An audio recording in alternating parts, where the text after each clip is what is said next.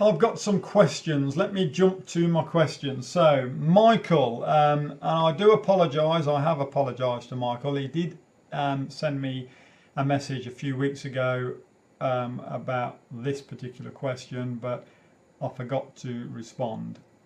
So, sorry about that. Got busy at work, chap. But anyway, Michael wants to know. This is what he says. This is what he's telling me. I have previously commented about your concerns about being hit by a car or coming off your bike, as I'm on anticoagulants. Now, anyone that doesn't know, I have a mechanical heart valve. My aortic valve has been wrenched out and a mechanical one put in its place. And to stop the valve from clotting, I have to take warfarin.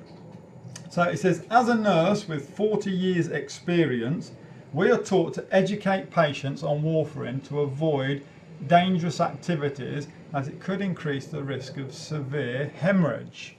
Yeah. He goes on to say he likes to race his bikes and that as well. Seen some close calls and obviously with cars and all the rest of it. Wondering what my concerns about injury are. I'll explain it in detail, but I'll just get straight to the point. My concerns are zilch.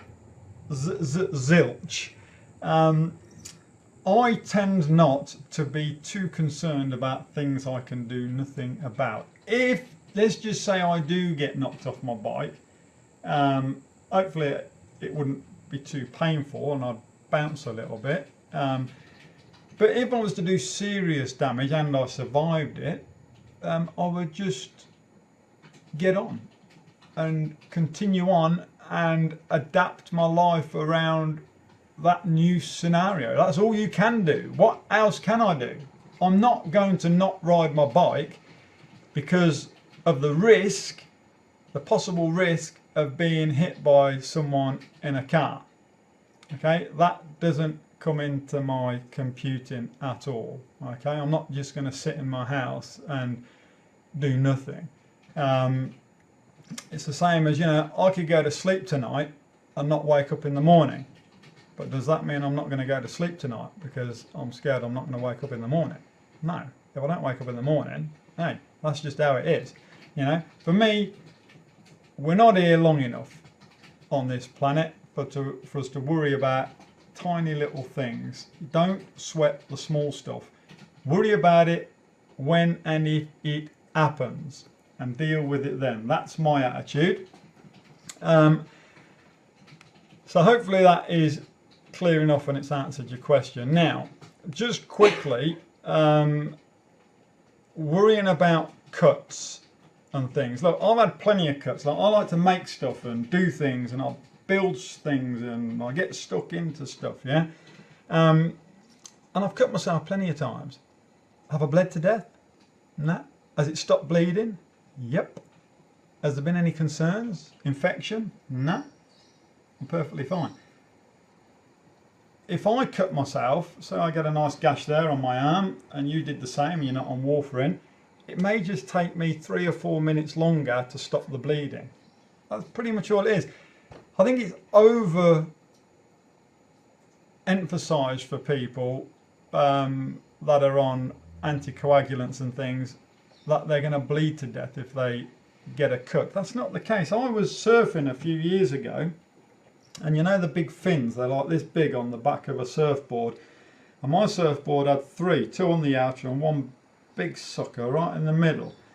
Well, a wave came towards me and I decided I'd turn, let the wave go over me, and it took the board. So after the wave went, I just pulled the cord back to bring the board back and it come flying back to me, so I stuck my leg up in the air to stop it, and that middle fin went right into my leg and left a cut that big.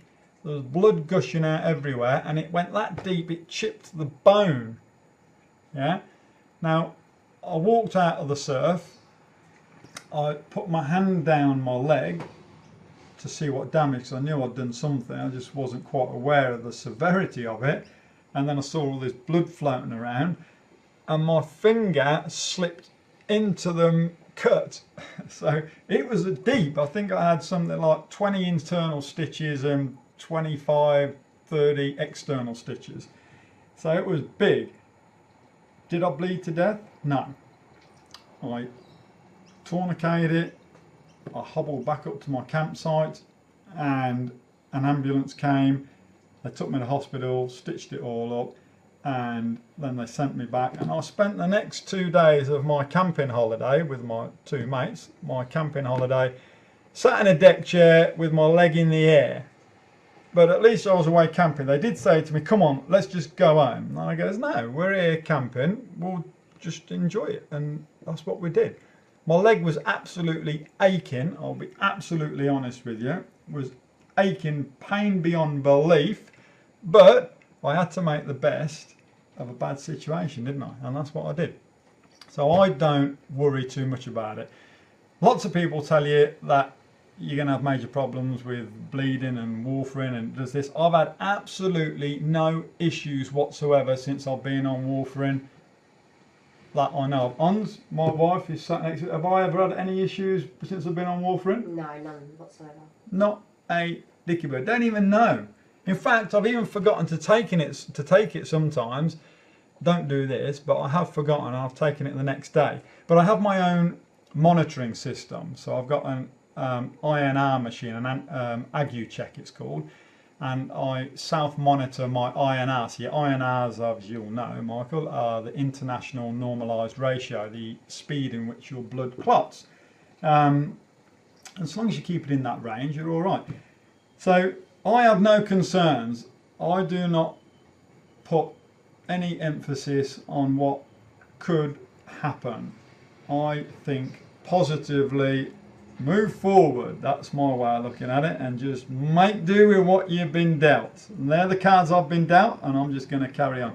Next question, so hopefully that sorted that out for you, is Robin from England. My son had an On-X carbon aortic valve replacement in November. Doing very well, but he's still a bit discouraged because he's short of breath, as he was before the surgery. But I can't really comment on this because I don't really know, because I had no symptoms before my surgery. I had no symptoms whatsoever. It's just my doctor picked it up, and then a year or so later they said, mate, it's time, you've got to go in and get your heart checked, your heart valve replaced. And that was it, and that was 12 odd years ago. But I will tell you this, and this could be part of the problem. I'm no expert, this could be part of the problem. Because my heart had to compensate for the deficiency in the valve, because the valve was leaking about 44%. So what that does is the valve expands, because it's got to obviously carry more blood, and it stays big all the time. And normally your heart only expands and stays big when you're exerting yourself, doing exercise. And then once you start to relax, the heart comes back down to its normal size and it starts to relax and just beat normally. But when it's under stress, it does this. Well, my heart was this big all the time, 24/7. For how long, I don't know. And the problem there is it could damage the muscle.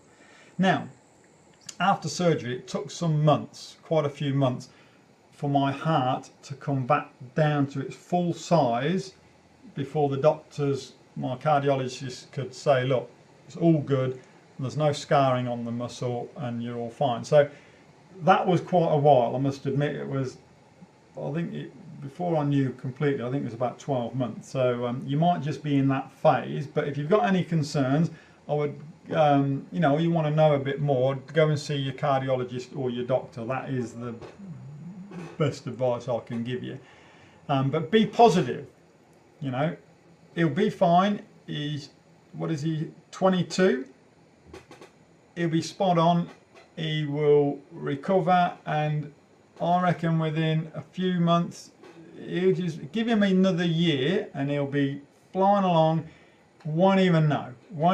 He'll just be a distant memory. All right. He'll be absolutely spot on. Just about being positive and not holding yourself back, I think, and he'll be fine. So hopefully that's answered that for you, Robin. And the last one is Deval. Wants to know when I had my St Jude's valve. I said earlier, I think it was about 12 years ago. To be honest with you, I can't remember the exact date. And I did have a card, like, you know, like my driving license type deal. And it said everything. The date I had it done, my surgeon, the hospital.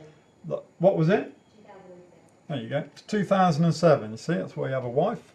They know everything. 2007 was when I had it done. So what was that? 12 years ago. There you have it. Yeah, and I've been fine ever since. Do not worry, do not stress about being on warfarin. I'm telling you now, I've had plenty of people ask me about the warfarin thing. You know, people that are going in for surgery, they're deciding which valve to go for. They're looking at going for the pig valve because you don't have to be on warfarin. Look, the problem with the pig valve is you may have to have it changed a few years down the track, whereas my one is more than likely going to see me out. You know, and the one good thing that apart from my YouTube channel, when I'm gone, when I'm taken from this beautiful planet of ours, the one good thing is that I will leave to my family, and that is my aortic valve. Now I'm getting them to take that out, and they can stick it on their mantelpiece and go past and flick it now and again and let it tick. Stay positive, people. Till the next time, see you later.